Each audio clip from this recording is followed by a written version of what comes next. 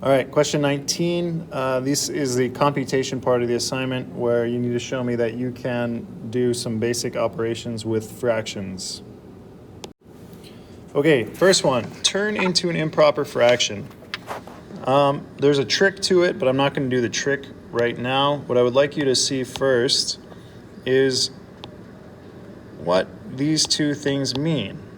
I have 5 and 3/4. Now the whole number 5 is the same as 20 over 4. This number here, 20 divided by 4 is the same as 5. So I could write it as 20/4. And then I have this extra little bit of a fraction here, 3/4. Together, I have 23/4. This is your final answer. The little trick is you can multiply your denominator with your whole number. 4 times 5 is 20. And then you add the 3, which is 23, and you keep your denominator the same. Second question, use long division to turn the fraction into a decimal. Okay, so how many times does 15 fit into 7? How many times does 15 fit into 7? Does 15 fit into 7? No. And I know that because this number is going to be less than 1. Put a decimal.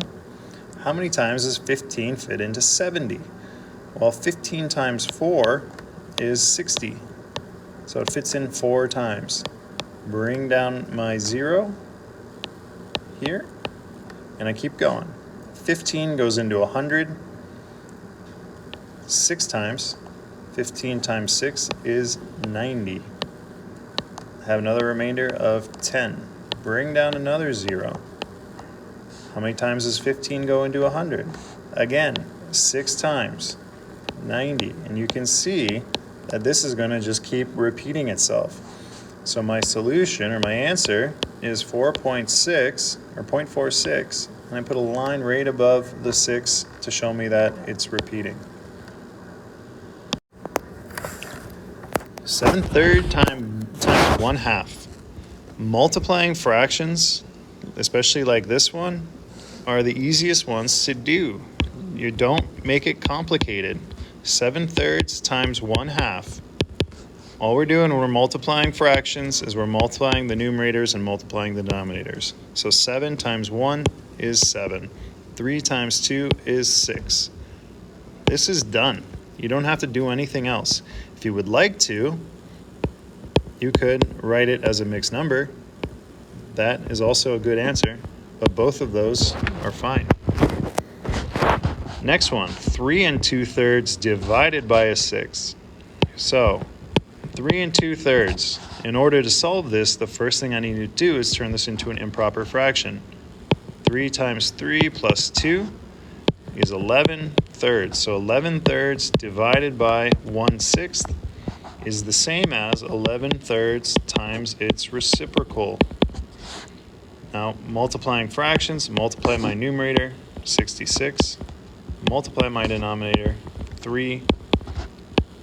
Simplify it. Your answer is 22.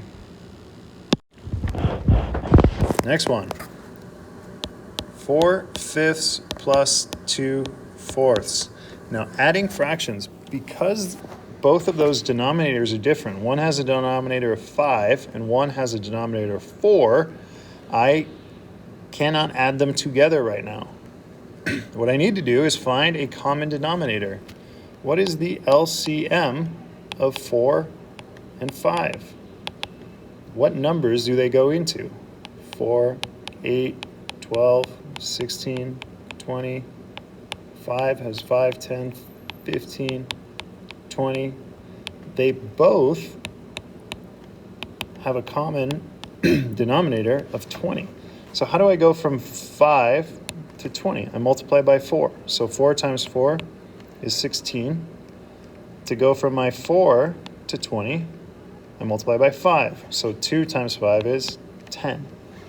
So now I just need to add these two fractions together. 16/20 plus 10/20 equal 26/20. Done. Don't have to do anything else. If you would like, you can simplify it. 20 goes into 26 one time with 6 remaining, which I could simplify to 1 3/10. All 3 of these answers are fine. Last one, this one is subtracting mixed numbers. So 2 1/3 is the same as 7/3, and 1 1/6 is the same as 7/6. Now again, just like in this problem here, I need a common denominator. What common factor, what common multiple do 3 and 6 both share? Well, they actually both share this 6. So how do I turn this 7/3 into something over 6? Well, I can multiply by 2. So 3 times 2 is 6, 7 times 2 is 14. So 14/6 minus 7/6. Because they have a common denominator, I'm just going to subtract my numerators. 14/6 minus 7/6 is 7/6. Final answer, or 1 1/6.